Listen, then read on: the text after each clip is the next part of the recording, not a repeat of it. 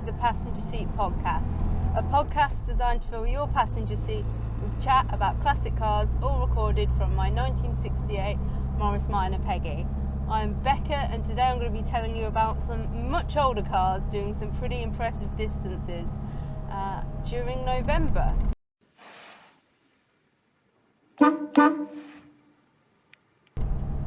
Now, this episode will be coming out a little bit later on in Series 8 because we've got the NEC happening at the time of recording this coming weekend. So we'll get all of the NEC content out and then we'll tell you about this fantastic event that we went to on the very first weekend in November. Now, those of you who know your automotive calendars know that the NEC happens the second weekend in November, and the first weekend in November is reserved for the oldest automotive event going, and that is of course the London to Brighton. And I've talked before on this podcast about how inspiring I find the London to Brighton and how I'd really love to one day have the opportunity to be in one of the cars that are taking part in the London to Brighton, because I think it's such a fantastic event with such brilliant history and just a real feat of motoring every year that it happens. And I've never actually been able to go and see it happening, and technically I've still not been and seen it happening because you either have to get to London for really early in the morning, or you have to get to Brighton for quite late in the afternoon, which is quite a few miles away from me, and so making the trek back on the Sunday evening would be quite a big thing to have to do. And obviously there's lots of other places that you can see the cars going past, but the start and the beginning is where all of the kind of really exciting stuff happens. But this year they started kind of a new event happening on the Saturday before that amalgamates a few different things that have been happening in the past into what turned out to be a really fantastic event. And I'm really glad that my sister suggested, well, she said that she was interested in going, and I was like, okay, well maybe I want to come as well.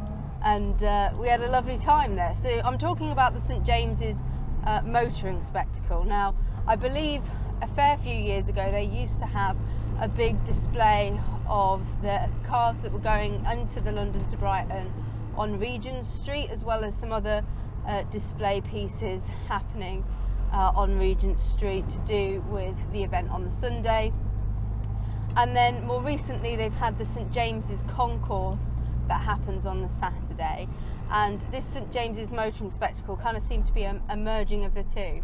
There were some really good displays that were happening of all of these vehicles that were taking part in the run on the following day, but there was also a good display of some other vehicles as well, so celebrating anniversaries and other kind of motoring feats as well. So we drove down to where my sister is living, down near Watford, and then got the tube in with her and her boyfriend and headed for Pall Mall, which is where this was taking place, right outside the Royal Automobile Club, and actually on the street that we ended up parking Peggy on last year when we went for the historic awards at the Royal Automobile Club. And so it was quite funny to see it all in daylight and to get to kind of explore how it all took over the whole street. So we started at the end that is kind of closest to St James's Palace, and at that end they had the anniversaries section. So they were celebrating several anniversaries, as well as some more modern automotive marvels. So they had some kind of new race cars and things like that, but also the anniversary of Renault and the anniversary of Fiat. So there were some really lovely displays there, and I actually got to see one of the new Renault 5s for the first time in the flesh, which was pretty exciting. I think they look really cool. I think they pay a really nice homage to the old Renault 5s, and to see one in the flesh and to see it kind of from that concept car being an actual vehicle was really cool, and to see it alongside the heritage of the other Renault vehicles was fantastic. And some of those really caught our eye. There was, of course, the Fiat Ep3 on display, the 130 horsepower Fiat that was then taking part in the race the following day. There was some Mercedes displays as well, and a really new kind of concept car looking Mercedes next to a Mercedes that was taking part in the run the following day.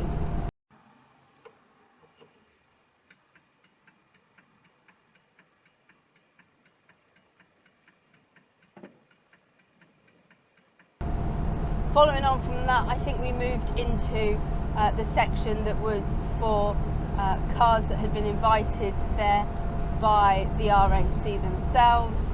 So that was some of their heritage fleet vehicles and some other really well-known veteran cars, including Genevieve. And this was a huge thing. If you've been a listener to the podcast, you will know that I went to the Netherlands last year and went to the Lauman Museum and didn't get to see Genevieve because Genevieve and the Spiker were preparing for a big anniversary at the London to Brighton in 2023 of the movie. And then Genevieve came to the UK and I missed seeing Genevieve all of those times. So it was great to finally be able to see her, finally get a photo. It felt like we'd finally completed our Netherlands holiday bucket list by seeing her, and being able to get way closer than we probably would have been able to at the actual museum. So that was kind of a bonus as well. And she was parked right outside the doors of the Royal Automobile Club, so that was really special as well. And there was a lot of people cooing over her. And if you don't know, I assume kind of that lots of people do, but Genevieve is a 1953 film that features the London to Brighton. It is a competition in that movie between two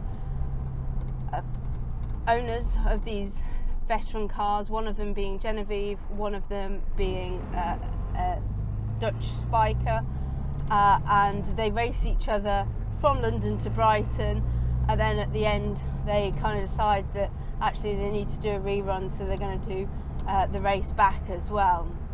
But it's kind of a very quintessential 50s comedy-esque thing with an automotive twist.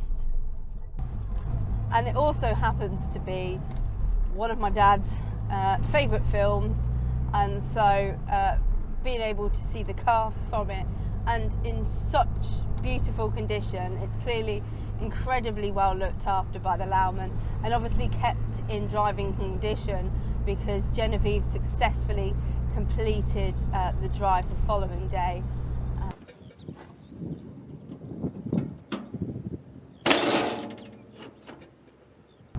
There was also some fantastic photo opportunities, including a car that I'd seen in the dining room at the RAC the previous year was out on the street for people to be able to climb in and have a photo, which was fantastic. And it's stuff like that that I think this event did really well at, in terms of actually encouraging people to get really up and close with these very early cars, to be able to talk to people about these early cars.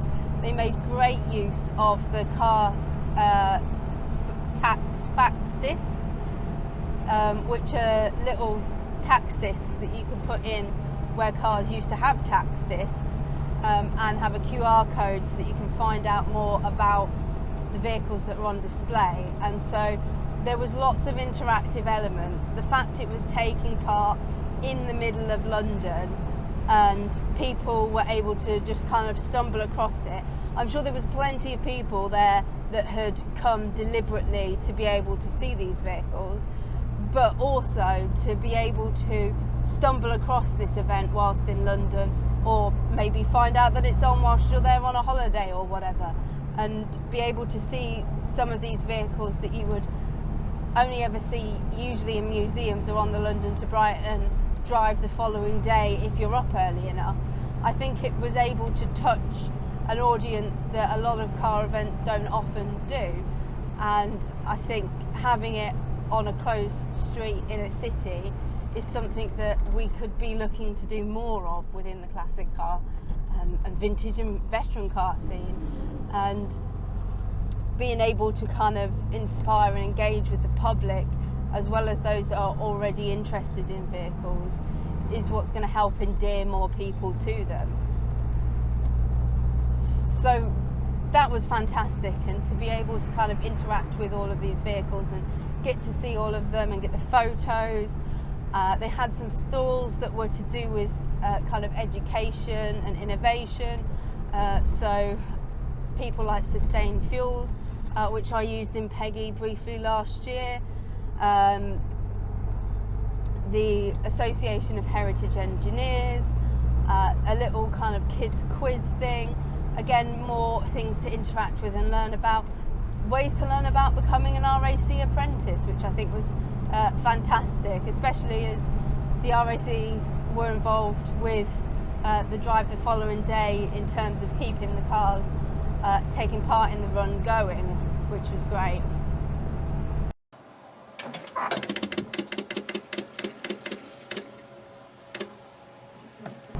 Then we moved on to what I think was probably my favourite section, which is what was the St James's Concourse, but is now kind of all part of this big motoring spectacle. And there was a team of judges going around that included Ed China and Alan Titchmarsh, judging the vehicles that were entered into the concourse and ultimately awarding them various different awards. And it was great to kind of have this was a really big collection of these early vehicles, and all of them taking part in the London to Brighton run the following day, and such kind of variety as well. Like there was cars that, well, there was one that basically looked like a plank of wood on wheels with an engine, and then there was ones that were far more kind of intricate and developed and far more similar to what we view cars as now, and then kind of everything in between. And it was fantastic to see, and so many of the owners were about as well, and they were all in their period dress as well, which was fantastic, and it was kind of a little bit otherworldly, and we had a great time exploring all of the vehicles and chatting to people and using the QR codes to find out a little bit more about some of them. One of my favourites was this kind of, I think it was called an Aurora, and it was a dark blue and gold coloured car, and it had a couple in it who had the most fantastic outfits, and it was right at the start of the section, and I think that was probably my favourite, and the badge was essentially a bouquet of flowers, which was really lovely. We then went off for some lunch, and round the corner as part of the RAC's motoring week, they had the Art of Motoring exhibit on. So that's a free exhibit on with motoring art in, and so we popped in there as well and had a walk round, and there was some fantastic stuff.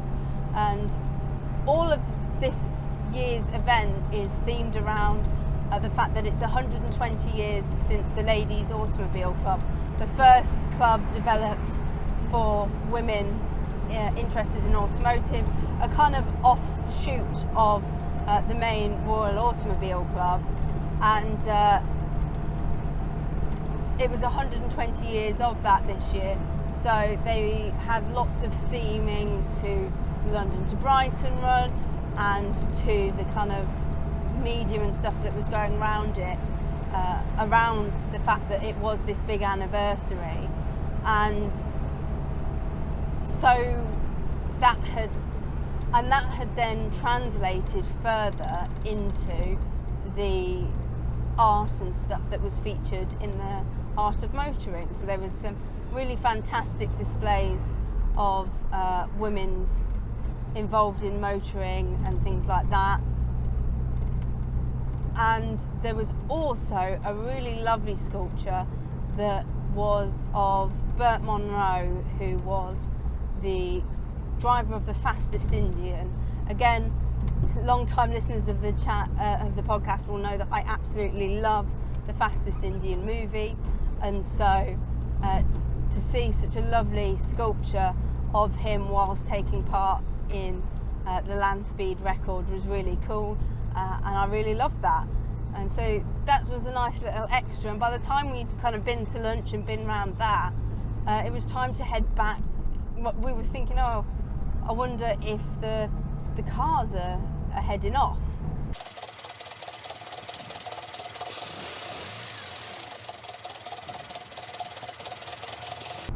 So by the time we'd had lunch and we'd been around the kind of Art of Motoring exhibit, we thought, oh, I wonder if some of the cars are maybe getting ready to head off.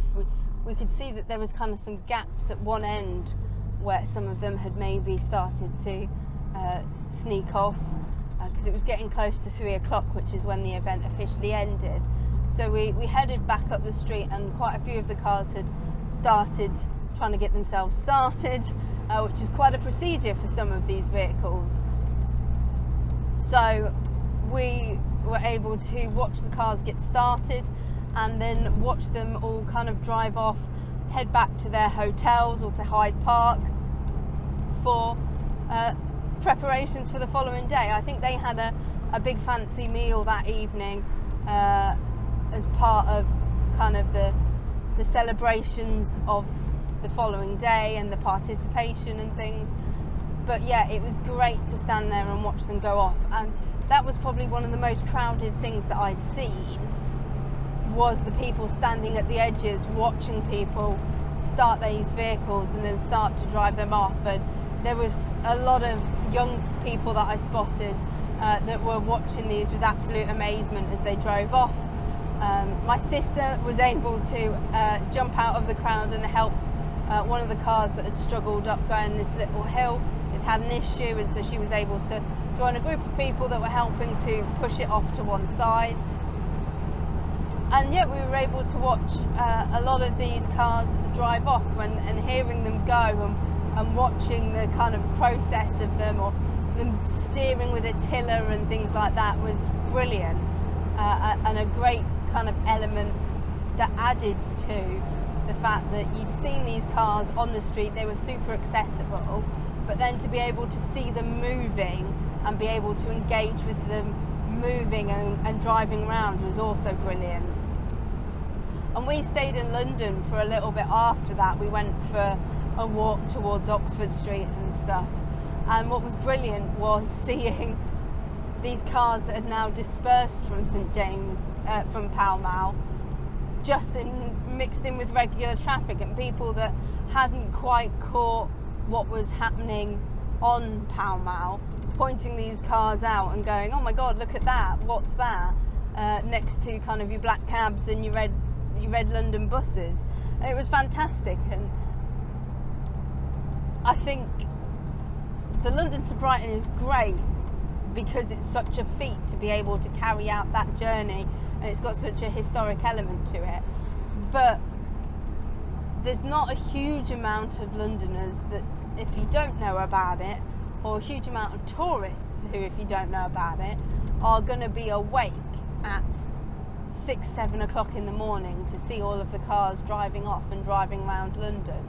So 3-4 o'clock on a Saturday in London, seeing these vehicles going around, I think is extra special, really, and was just a really nice kind of other side to the fact that this event had gone on.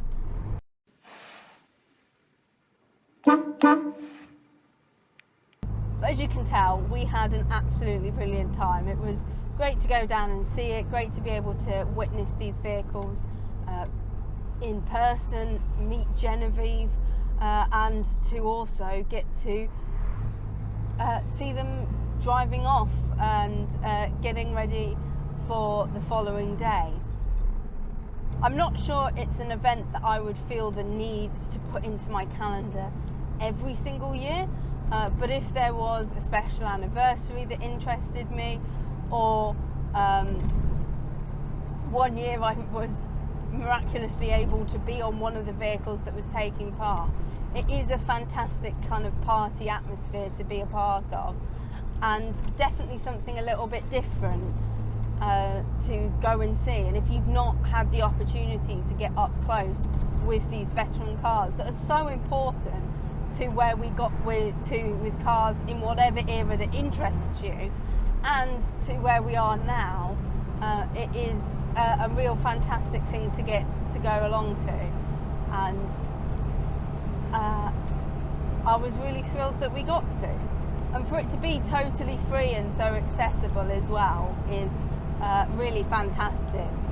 So that was our little adventure to London, a little breakaway before the NEC. And I'm hoping you've all massively enjoyed the NEC content that both I and probably loads of others have been putting out since then. We've got some other great stuff coming up, so I hope you look forward to all of that as well. And in the meantime, drive safely and happy motoring.